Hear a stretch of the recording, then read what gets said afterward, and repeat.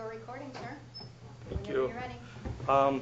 Before I call the meeting to order, I would like to make sure everybody that's in the gallery, audience, whichever one we want to go, if you have any comments on anything on the agenda, will you please come up to the table and state your name when we're discussing that. And if you're here to get on public comment, make sure you signed in and fill the whole thing out, please. After saying that, we'll call the meeting to order. Jen, will you take roll call, please? Commissioner Corbin. Here. Commissioner Johnson. Here. Commissioner Waldner. Here. Commissioner Thill. Here. And Mayor Denner. Here. We have the agenda in front of us. Make a motion we adopt agenda. Second. We got a motion and a second. Any further comment, discussion? If not, all in favor, signify by aye. Aye. All opposed? Motion carried. We'll move down into acknowledgement and appearances. Number 1, acknowledge package off-sale liquor license transfer application and set data hearing. Randy J. Grunwald to Randy J. Grunwald, Dakota Butcher Madison, Inc. Yes, you have in front of you this evening the application for the 2020 license for Dakota Butcher. You will remember that Randy Grunwald obtained this PL quite some time ago. It has been parked, if you will, over at Attorney Dick Erickson's office. We all know that Dakota Butcher is going to find its new home in the new Amert construction in front of Montgomery Furniture there. So it is time for him to now transfer this license. Okay, so we need to transfer it because it is parked at the attorney's office. We need to transfer it to the new location at the new legal description. And we will start that process tonight. Ask you to schedule the public hearing for Monday, November 25th, which is also the date that we have slated for all of the renewals for 2020 to come before you. So this is a transfer, but it will not be effective until 2020. Any questions? I'll make a motion we acknowledge package off-sale liquor license transfer application and set the date of hearing for November 25th at 5:30 p.m. or thereabouts for Randy Grunwald to Randy Grunwald, Dakota Butcher. Second. I got a motion and a second. Any further comment, discussion? Not seeing any. All in favor, signify by aye. Aye. Aye. All opposed? Motion carried. We'll move down into number 2. Acknowledge letter from the East Dakota Water Development District Project Assistant Fund for Section 22 Planning Assistant to State PAS Floodplain Alternative Study. Is that Chad? I can say Okay. a few words if that's all right, Okay. Mayor, and Commissioner Corbin is also available if he wants to say a few words. He's been working on this with me, I guess you could say. So what this is Commissioner Corbin and myself had attended a meeting for East Dakota Water Development District to talk about the flood risk assessment study, the Section 22 study that we've started with the Corps of Engineers. We met with them, talked to them, and made a request for funding assistance, and they have agreed to provide $12,500 of assistance towards that project. You may recall that the city's portion, it's 50-50 with the Corps Engineers. It's estimated to be total project of 150, so then the city's share would be 75, and then so this item, this would offset some of those dollars, some of that 75,000 that the city has put into the budget for this process. There's also another item on the agenda later related to this, but very, very similar, but I'll just leave it at that perhaps for now and then stand by for questions. And perhaps if I missed anything, Commissioner Corbin, if you have anything you'd like to add or able to add. Oh, you did great, Chad. We should almost take our little show on the road. I got up and spoke a little bit, and then Chad corrected the things I said, and then the board ended up giving us some money, so it worked out pretty well. On our end, my office is in the process of meeting the criteria in number 1 and number 2. We will get that out this week to request those funds and hopefully get those funds yet in 2019.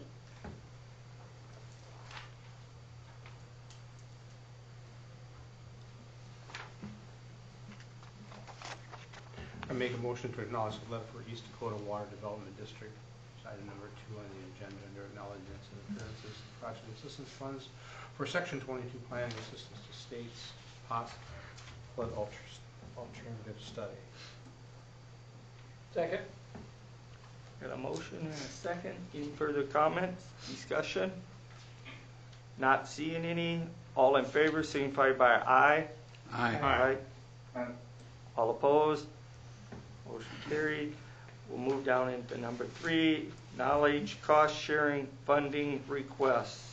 SBDOT project number NH0034163-387 PCN 03TC Highway 34/Washington Avenue reconstruction. Chad. Thank you, Your Honor. I can say a few words, and members of the commission. Included in the agenda packet is an email request from Mr. Greg Alberg. He's an engineering supervisor with the South Dakota DOT in Sioux Falls. The request was discussed at a weekly project meeting last Wednesday. Mr. Alberg asked, among other things, during the course of our meeting if the city would be entertain some cost share in some of the temporary surfacing that was placed on Saturday. There's still some more to be placed on the project. They've advised me that they still have more to do.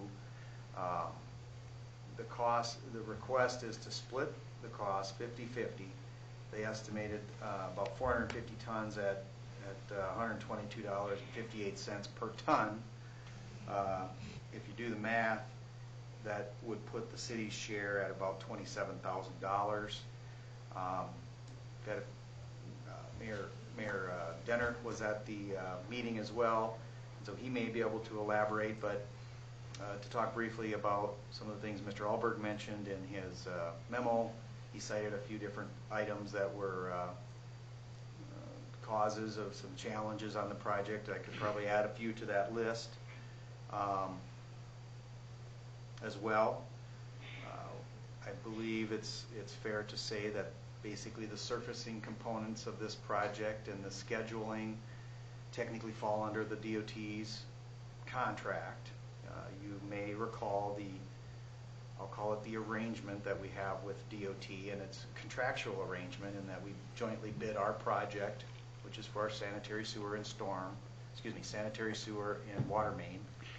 We jointly bid that with the DOT's project, which is for the storm sewer and the balance of the surfacing, traffic control, and so on. But we're partners in the project, you know. And then once after the bid is awarded, we each enter into a separate contract with the same contractor. I don't know that, actually I have consulted with our city attorney regarding this request. I think it's correct to say that there's nothing in our agreement that we have with the DOT that would obligate us to this request, to participate in this request. And so right now on the agenda, it's just to acknowledge, probably for you to consider. I don't know if action can be taken or not, but certainly discussion, I suspect, can be had or happen here today, and I can share some of that with the South Dakota DOT as well.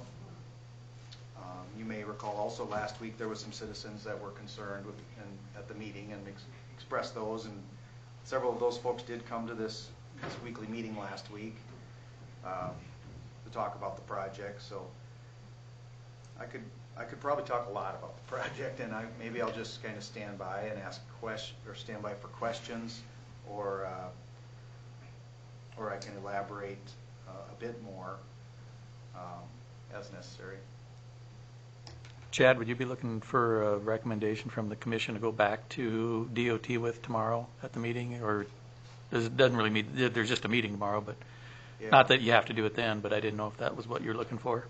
I don't know that we necessarily need a recommendation or certainly not action. And, you know, I Right. didn't believe it was appropriate to place something on for action. I mean, we don't have any sort of agreement amendment or anything like that for the commission.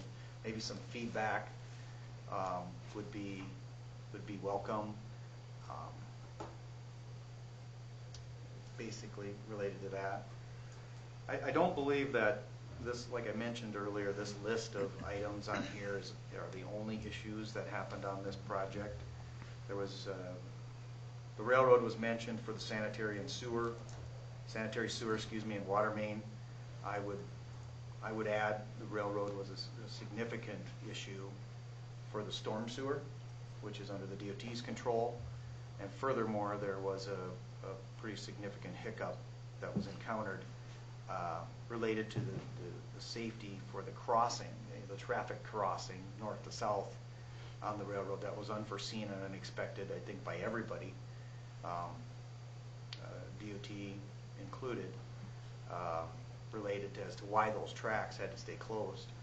Probably, I guess I didn't pencil out some of these numbers, but just off the top of my head, I would say probably 3 to 4 times longer than what we probably expected, and we for the project.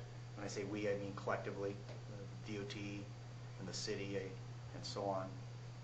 As you know, the DOT does projects all over the state, crossing railroads and such, so they probably have a little bit more experience than our office in and of itself. But then statewide, they would have some more experience from the DOT as well. There will be this temporary asphalt, I think, will help for some of the streets, to get our streets open. There still will be very few sidewalks open. There may be some approaches with some temporary asphalt on those to serve some of the business owners. I believe it was stated at the meeting on last Wednesday that at minimum one hard surface approach would be provided to each landowner. That is not done right now, and so if that, hopefully the weather will allow that to happen.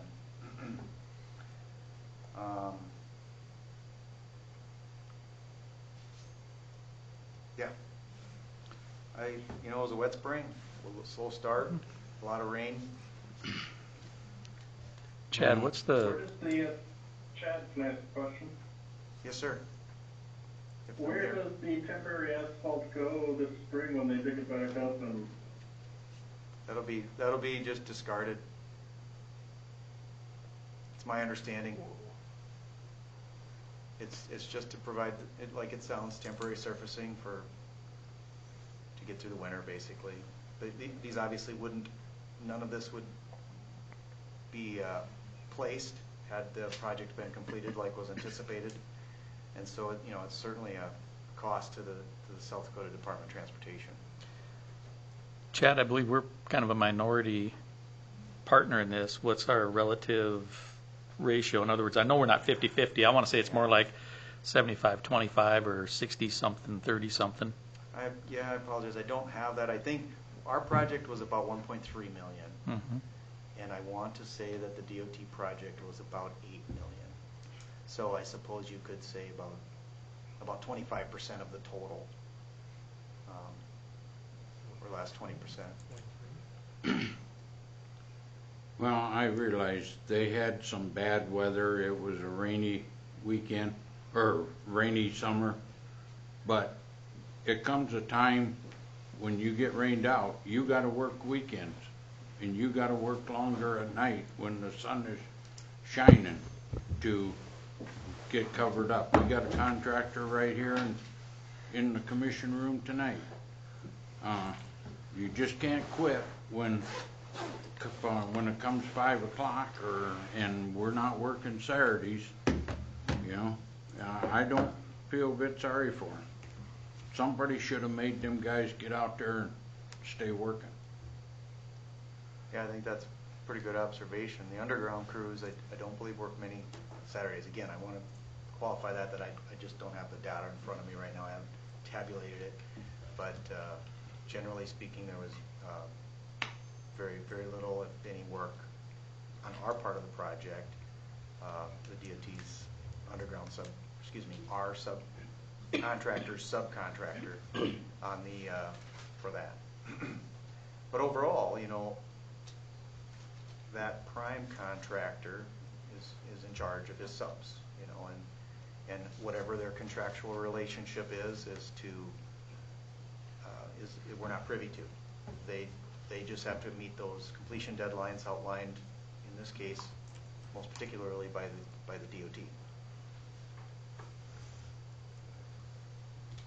Well, I mean, I feel sorry for them. I feel sorry for them too, but. Well, you said earlier you didn't, but. Well, I feel sorry to them, but they didn't try to help themselves either, so how can you feel sorry for them when they don't try to help themselves? However, because of the weather and the rain, the wet season, I understand the flooding, all of those type of things. However, as a contractor, if they're bidding on this, they bid on it. We didn't bid on it, and it's not. I mean, honestly, technically, it's not our road. I mean, it's a state highway. Whether they worked on Saturdays or should have been working, shouldn't have been working, I'm not a contractor. I know many nice sunny days that they weren't working. I do know that. I mean, I can see that with my own eyes. I don't need a contractor to tell me it's nice out. I know that those, and I didn't see anybody working on, you know, a number of days that it was nice. So, but again, I don't understand how that works. My point is that while, yeah, I can feel sorry for them because of the weather and some of those issues, you know, God created issues. However, you know, specific to the railroad tracks were there before this project ever started. They knew they were there. If they knew that that was going to be a troublesome area, you bid it appropriately. And I think all contractors know and understand when you bid something, you have to bid for all of these contingencies. And yeah, this was a worst case scenario perhaps. I've talked with other local contractors in town and they said this is one of the worst summers ever for trying to get work done. And I can understand that.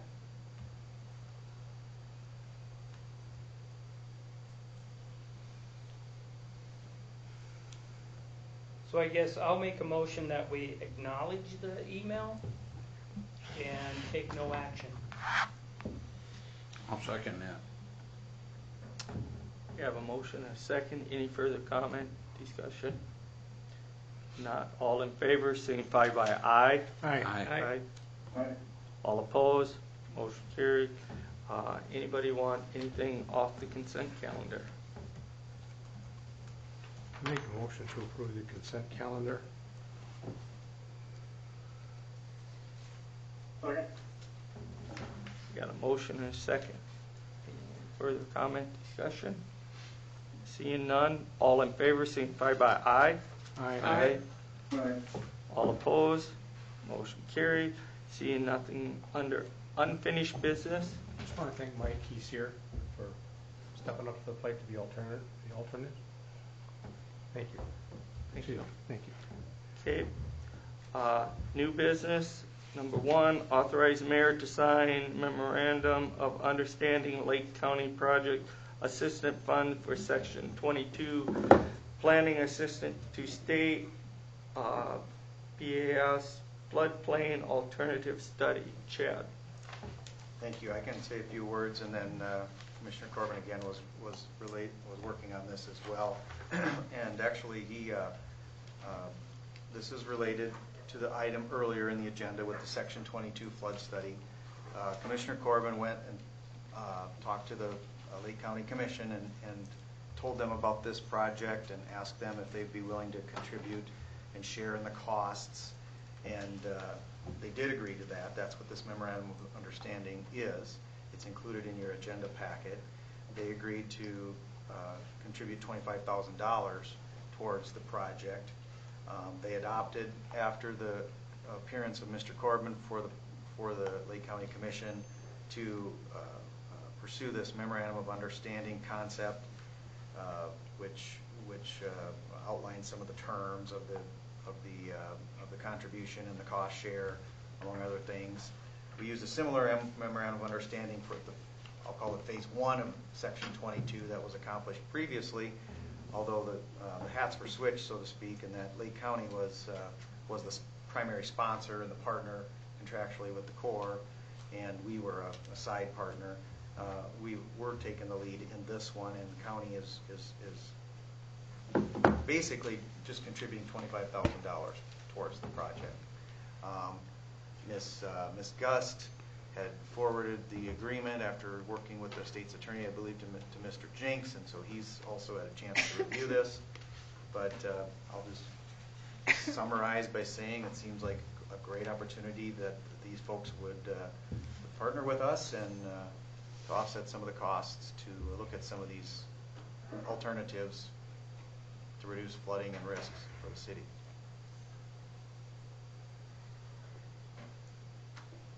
As per my conversations with the Lake County Auditor, we can expect to see this check cut to us on November 19th.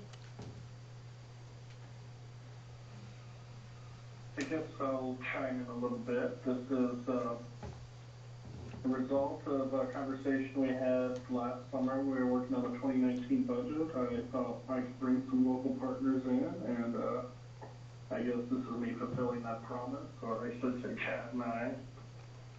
Chad sent some information back and forth to me in emails. I sat in front of the county commission and fielded their questions, and after that they gave us $25,000 to partner in this study. The previous study, I think, was more of a county-wide or a larger watershed study, and the county took the lead on that, and we funded that, and now it's reversed, but this one will focus more on towns, so I feel like the relationship is appropriate, and I'm glad to see him join in on it to help cover that local share.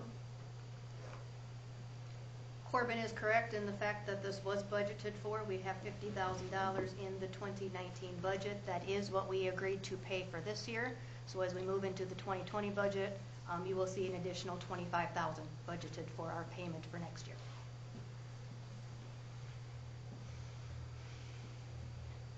I make a motion that we authorize. Cost will be, what, 37,000? 37.5. Correct. 37.5. Are you done, Mr. Corbin? Sorry. I think so. Sorry. No, sorry. I'll finish my motion to authorize the mayor to sign memorandum of understanding, Lake County Project Assistance Fund for Section 22, Planning Assistance to States, Floodplain Alternative Study. Second. Got a motion and a second. Any further comments, discussion? If not, Jen, will you take roll call vote on this, please? I shall. Commissioner Corbin? Aye. Johnson? Aye. Bill? Aye. Waldner? Aye. Dennert? Aye. We'll go into item number 2, authorize mayor to sign certificate of substantial completion, J&M Construction, Sidewalk Improvement Project 2019-2. Chad? Yes, thank you, Mr. Mayor, members of the commission. Included in the agenda packet is the one-page certificate of substantial completion. It is a typical construction document / instrument that we used to memorialize when the work was substantially complete. That's defined in our contractual documents. Basically, that's when they got the bulk of the work done. Warranties and other things hinge upon this date. And Mr. Poncelet, who was the owner of J&M Construction, did complete all the sidewalk work that we had asked of him as of October 18th, 2019. There are some punch list items that we agreed, and I'm recommending that he would touch up the seating in the spring of 2020 in some of those areas. And you can see that as an amended responsibility as part of the project. So I would recommend approval of this certificate. And I'm happy to stand by for any questions.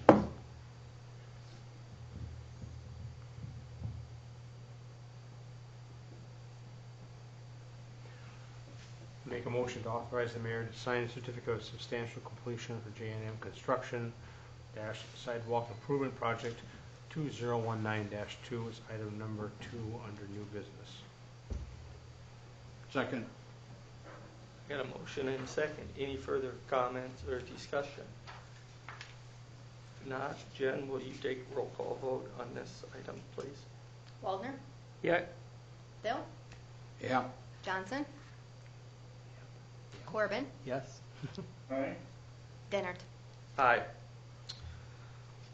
Number 3, adopt resolution number 2019-29, amend establish employee compensation for 2019. Jen, you want to talk about this one, please? I will, please. You have in front of you Section B only to amend the established employee compensation for 2019. This is necessary. The only change here, gentlemen, under Section B is under the community center. The middle position, fitness and special events coordinator. In our current resolution, that fitness and special events coordinator is listed at a dollar amount plus commission. New administration and new duties given to this new hire. We had a vacancy. Interviews will happen this week. They hope to hire in the next week or so. But due to, again, administration and a new staff person here, they want to simply move away from the commission into a straight grade of grade 12, as listed there in Section B. Okay? Budgetary effect will be about net zero. Questions I can answer? I'll make a motion we adopt resolution number 2019-29, amend established employee compensation for 2019. Second. We got a motion and a second. Any further comments, discussion? Not hearing any. Jen, will you take roll call vote on this, please?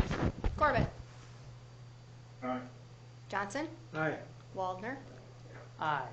Bell, Aye. Dennert. Aye. Number 4, adopt resolution number 2019-30, amend a plat lot 7, block 1, Gil Bronson, 2nd edition. Chad?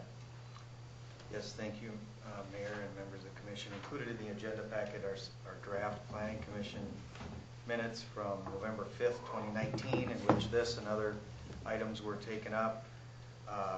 Also, the aforementioned resolution 2019-30, and then the plat itself, 2 pages thereof. We do have the original that is signed and stamped by the surveyor. Also on hand at the finance office. That came in after agenda went out. But this plat is for a lot that's being proposed in the Gulbranson addition, and it is 2nd edition, excuse me. This lot is in accordance with the master plan. The Planning Commission has reviewed this and recommended approval, and I recommend approval. It seems to be a pretty straightforward item, but I would be happy to stand by for any questions.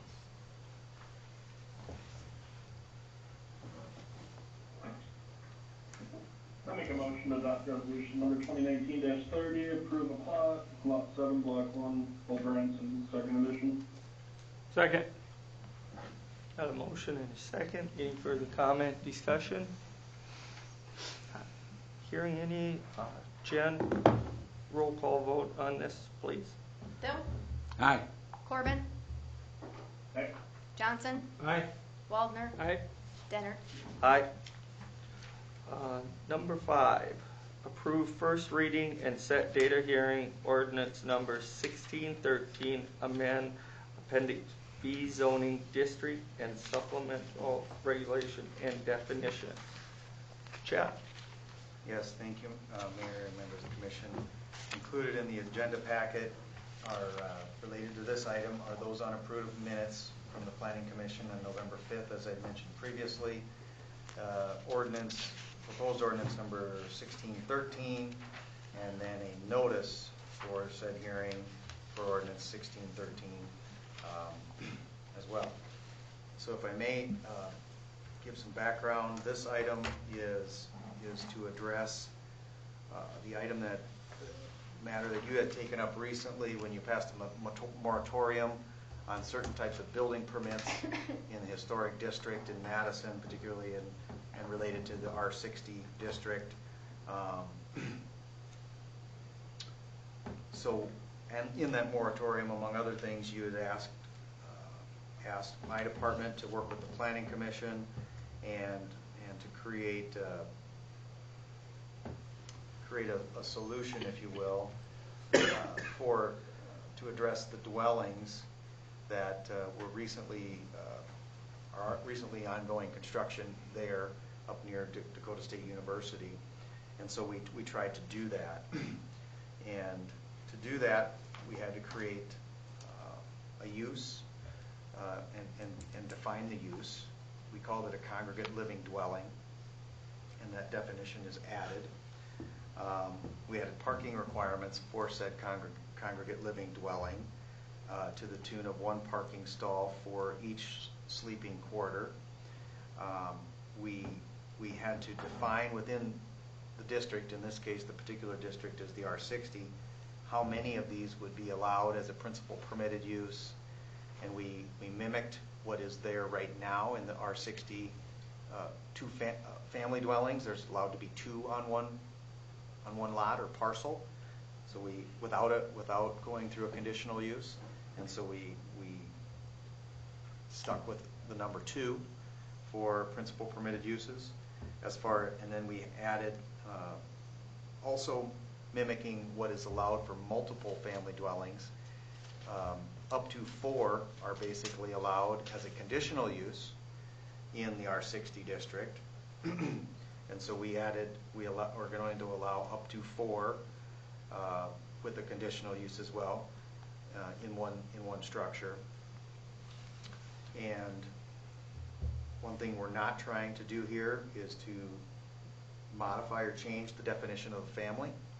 We're trying to focus very concisely on this matter and trying to create some solutions that better fit what dwellings like were proposed on North Egan Avenue. And so we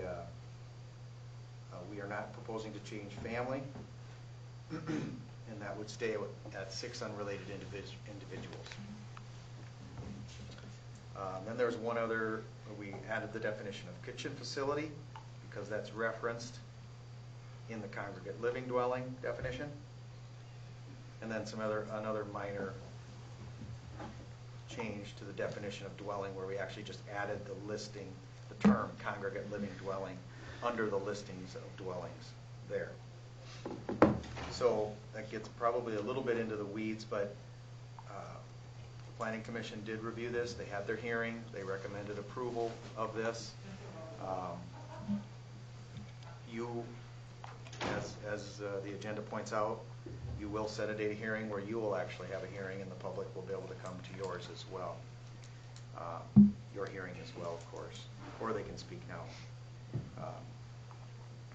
We created a couple, maybe to talk briefly, a little bit into the weeds again. These congregate living dwellings can have up to 6 separate sleeping quarters, but if there's any kitchen facilities attached to these, they're no longer congregate living dwelling. That kicks it over to like an apartment, which apartments are not allowed in R60. So that's one exclusion that we've included. Another exclusion would be if the number of bathrooms, say for example, if there's a 6-unit structure and 3 of them share bathrooms, that would still be a congregate living bathroom, share 3 bathrooms. But once it drops down to 2 bathrooms that are exclusive use to those structures, then at that point, it no longer is a congregate living dwelling, it's a typical dwelling. And all the different follow-on requirements go in that same direction. So we tried to coordinate it with Mr. Jinks some on the wording. He's informed me he's an English major, so he helped me out with that. I'm not sure if I helped or hurt. So we're trying to address this issue that became apparent with some recent items this last summer. What else am I forgetting? Otherwise, I'll stand by for questions.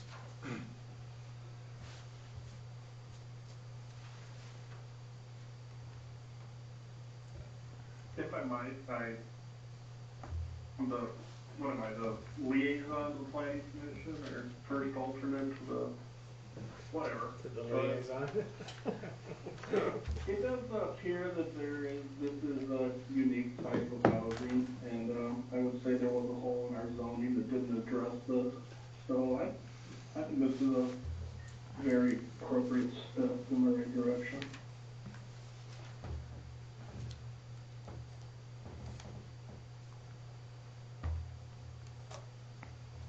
Thank you, Chad. You did a good job pulling this information together. David?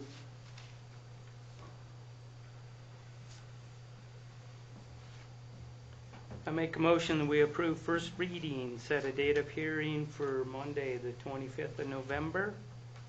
Ordinance number 1613, amend Appendix B zoning district and supplemental regulations and definitions.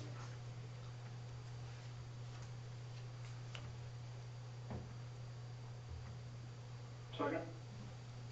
Motion and a second. Any further comment, discussion? Second. Okay. The biggest concern is that we don't get too jammed up because we are quickly approaching our budgetary process. It's the 25th, Mike? Yeah. And we also have the other hearing, but that shouldn't take too long. Okay.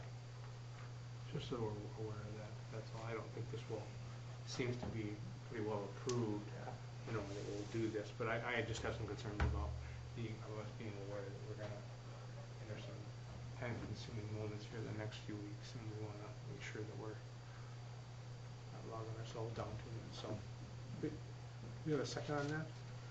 Yes, Mr. Corbin was the second. Any further comment, discussion? Not seeing any. Jen, will you take roll call vote on this, please? Commissioner Johnson? Aye. Commissioner Corbin? Aye. Commissioner Waldner? Aye. Commissioner Thill? Aye. And Mayor Danner. Aye. Approve first reading ordinance number 1618, seasonal limitation.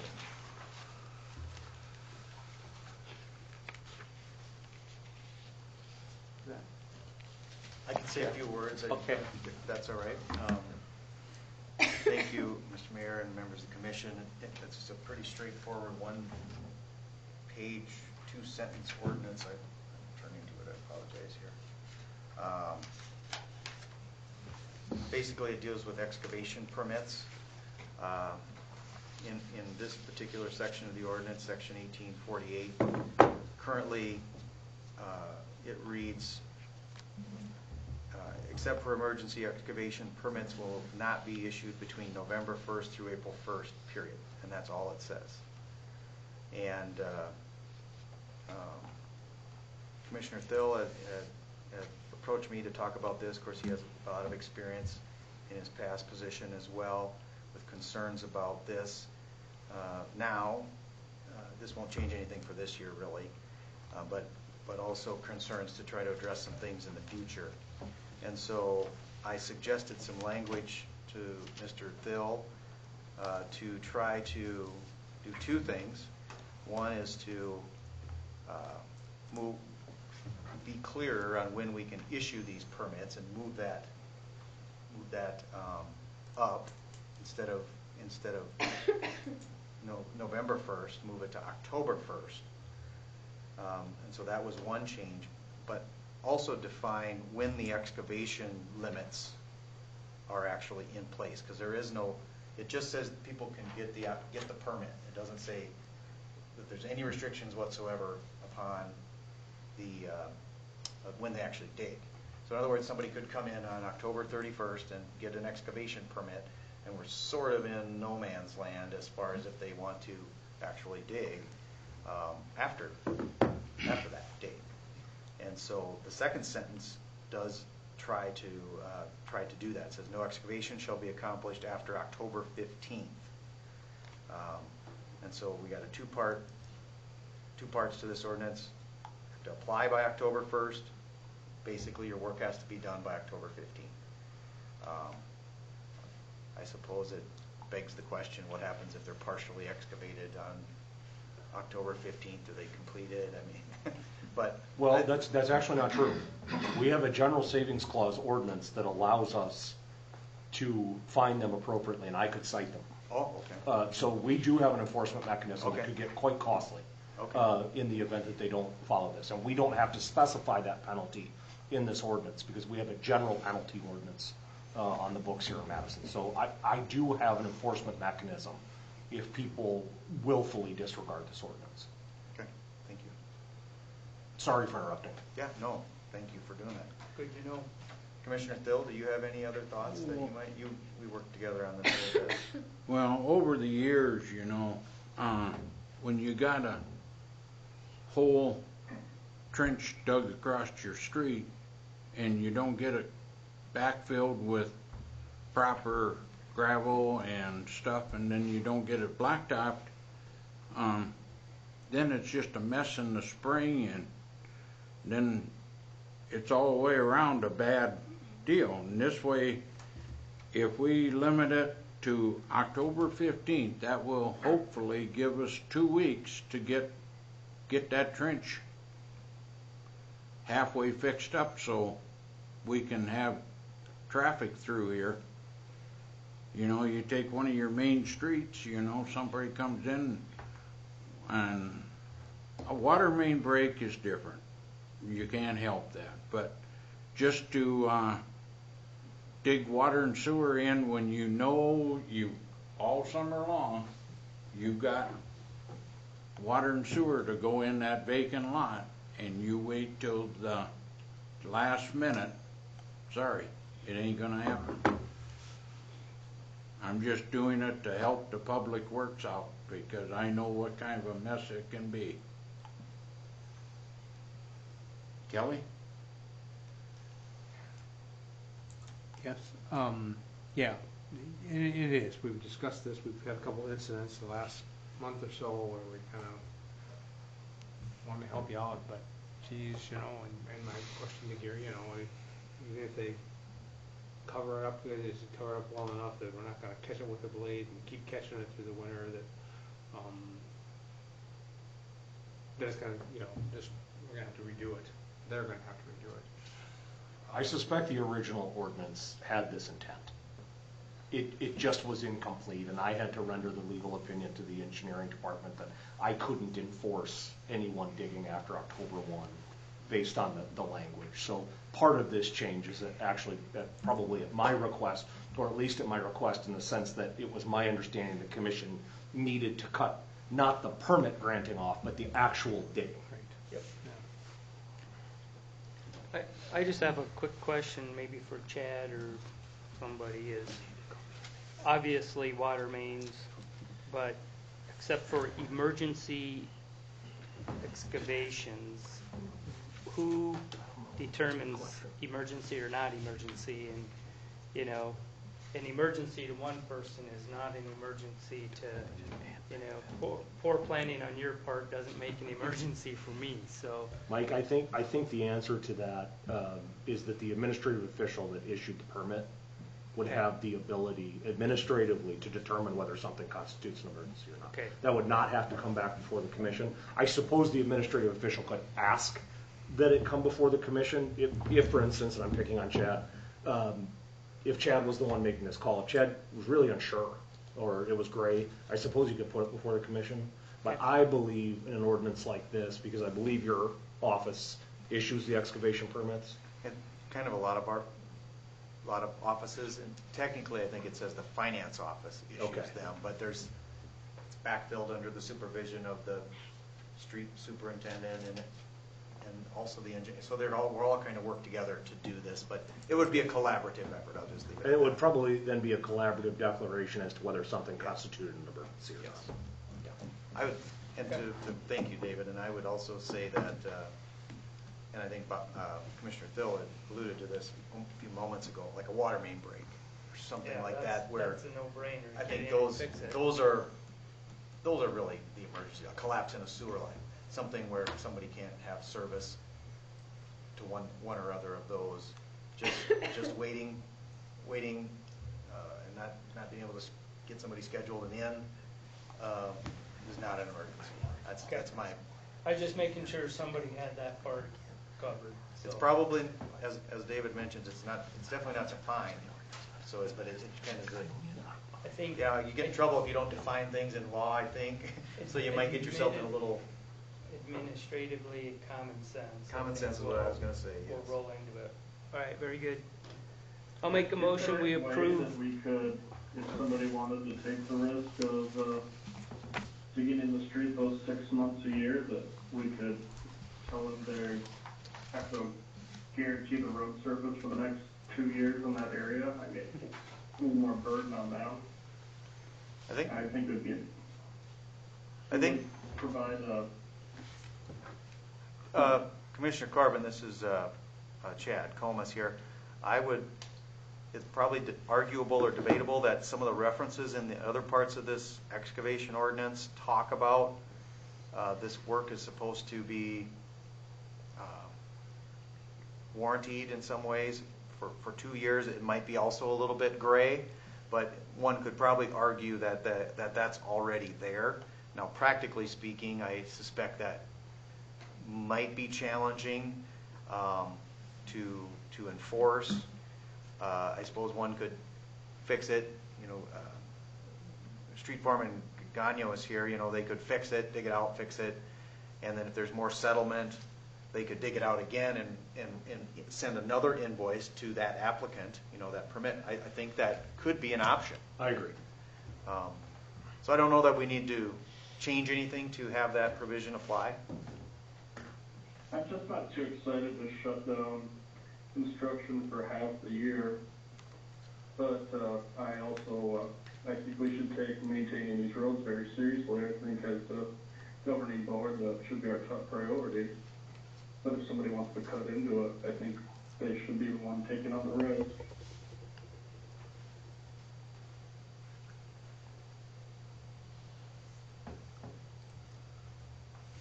I might want to think about this. If anyone would table it, I'd probably second it. I would remind you, Commissioner, that this is a first reading, if that changes anyone's mind on tabling it. No. A table may not be So we could necessary. change it in the next 2 weeks is what you're saying. Well, you could approve it tonight as a first reading and still change it here in a couple weeks. Thank you.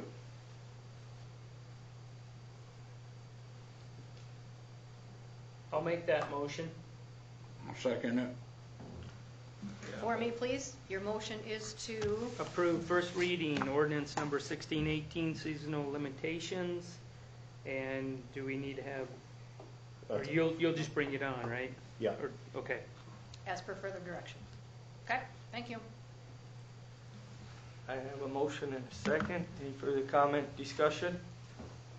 Not hearing any. Jen, take a roll call vote, please. Commissioner Corbin? Aye. Commissioner Johnson? Aye. Commissioner Thill? Aye. Commissioner Waldner? Aye. Mayor Denner? Aye. Number 7, set bid date, bid number 886, renovation of water building.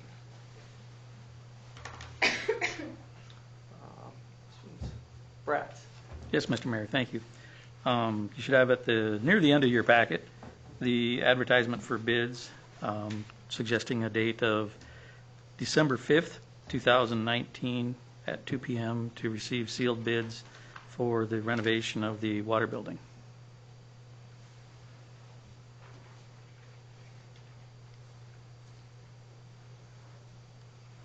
is there more than just the renovate? I mean, I see, are you pouring concrete outside? Does this include the concrete outside that you were talking about?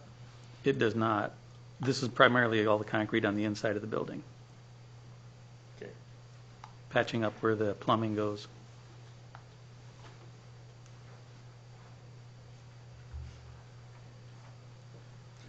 For me, please, Brad, funding source, is this in your budget? Or, I mean, if we're bidding it, we're looking at a substantial amount, is this There's, this year's budget? yeah, Next year's roughly, budget? Where we both.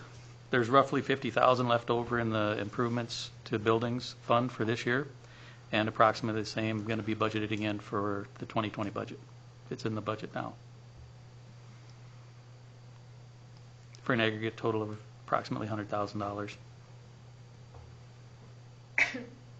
I would. For the renovation. Yes. And we approved that already, didn't we? The original budget was approved back in 2018 for the 2019 budget season. We expended some of the budgets on the main building, and then there's the remainder of that original budget left over for the renovation, to start the renovation on the water building, and then there's a continuation funding in the 2020 budget proposed, yet to be approved. So on the on the 19 end, it is the remainder of the utility building renovation dollars that Yes. are to be left there. And Okay? the amount of, It's approximately 50,000 left over for this year. Split between the normal split, water, Yes. electric, sewer? Okay. And then on the 2020 end, is this, if I may ask, part of your threefold budget request? Relocation at 435 South Avenue, signage and concrete? Is it part of that project? I or is it believe just- it was listed as the relocation. Okay. I didn't title it. Approximately 25,000. From the, I think that's from the electric. Are you looking at, Nope. or is that, The relocation, the total requested 2020 dollar amount for relocation is only 25,000. Signage for 8,000, concrete for 85,000. But did you say there was 3 funds funding it? yes, I'm giving you the totals. okay. I don't have my notes here in front of me on where it was put in the budget. I know we put it in the building improvements portion, and I don't know if it's not listed there or what. I can't tell you that. Just questions that were brought to me, so I'm trying to Mm-hmm. feed it into the 2020 requests we have in front of us. The 85, what she's referring to, the 85,000 concrete. Mhm. That is the concrete you were talking about putting outside. It's for, yes, it's for different places, yes. Okay.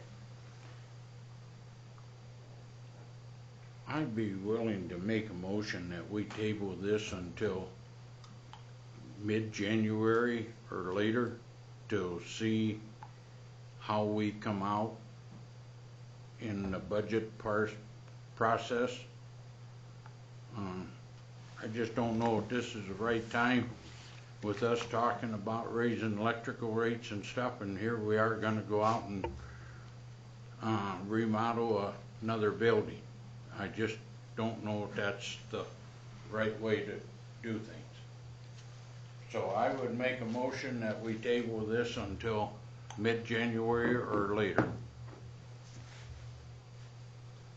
do you need a more specific date than that, than What- just mid-January? Was just going to chime in, if there's not a specific date, it could technically be brought back at any time. Would be nice to have a calendar in this room. Are you faster than I am? Mauricio? Well, 20th is the first Monday after mid-January. January 20th is fine. Okay. That may be our Is it Martin Luther MLK? King. I was gonna That say. may be our Martin Luther King holiday. So Okay, then 21st, 21st. Tuesday? Yeah, the motion could be the 20th or 21st, depending on how that sorts out. You want to amend that, Bob? I don't think he has to. Oh, don't have to. Okay. Okay.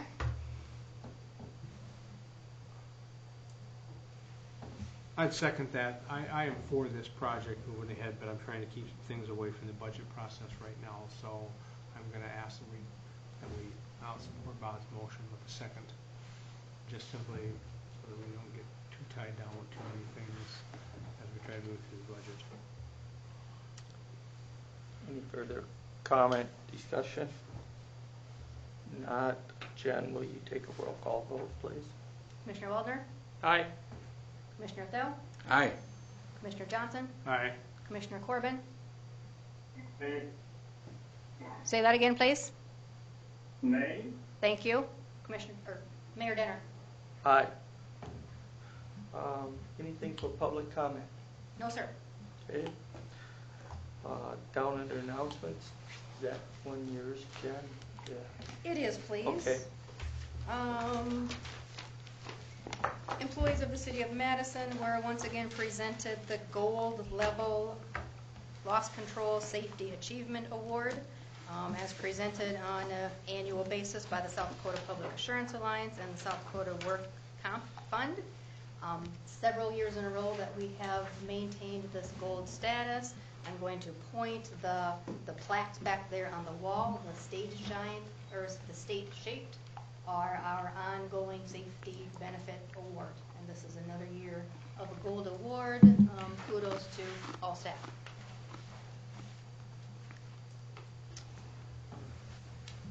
Any further announcements?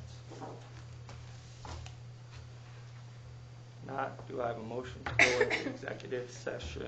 So moved. Second. All in favor, signify by aye. Aye. Aye. All opposed? We will now move into executive session.